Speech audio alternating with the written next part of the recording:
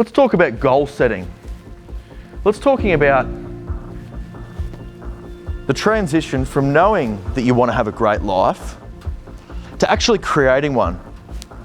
Starting off with a long-term goal and creating some steps and working our way back into smaller and more micro goals. Let's talk about that. So where do we start? So many different variables. We might not even know what we want to do. What if we pick something and we just go, oh, I don't know if I want to do that anymore. Oh, what if I pick something and I do it for 5 years and then I don't want to do it anymore, I waste my time. Well, let's start by stating the obvious, that there's no perfect job. Everything has its pros and its cons. I feel like I'm the luckiest person in the world with my job. Still has its times where I just think, oh, that's tough, that's challenging. That's really challenging my emotional capacity. It's really challenging my patience. It's really challenging my ability as a leader. Let's think about that long-term vision. Why don't we start by thinking about creating a vision board? What's a vision board? It's a collage of pictures of our wildest dreams and desires. It's very important to have an end goal.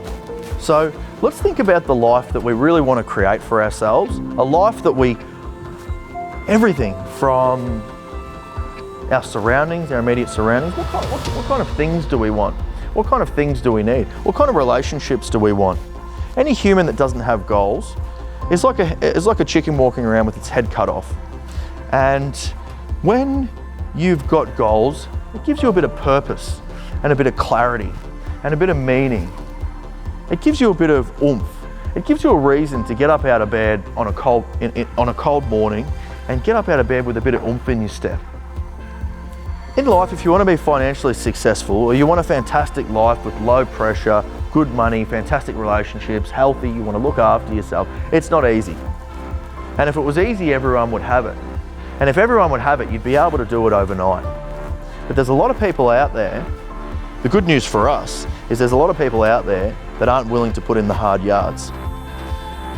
We're trying to pick a kind of career that's really worth flourishing and having. It's going to take a while to develop ourselves educationally, qualifications, high school, university. We're going to develop ourselves, we've got to develop our reputation, we've got to develop our business systems, etc., etc. We might not necessarily run a business, but there's always the element of communication skills and interpersonal skills that we'll need to develop over time. We need to develop relationships as well to be good in any kind of industry. So let's think about a longer game. Let's think about a 5-10 year plan. And sure, we might do the 5-10 years and we might get later down the track and say, oh, I might not want to do that anymore. Sure. I mean, I went to university for 7 years and there's a chance that I might not want to do what I'm doing now later on. Always a risk. But I've never met anyone that goes to university and does a degree and drops out and picks another degree or chooses another career. And I know plenty of people that have done that. I've never met a person that regrets it. Because one door closes, another one opens. Sliding doors. The good news about being a teenager is that the younger you are, the easier it is to change. The older you get into these negative habits, these continual negative, you don't necessarily go into negative habits, but you can get stuck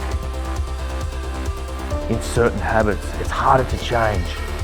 It's so much easier to change when you're young because you're a sponge and you draw in all this new information. So learn, ask questions, listen more, talk less.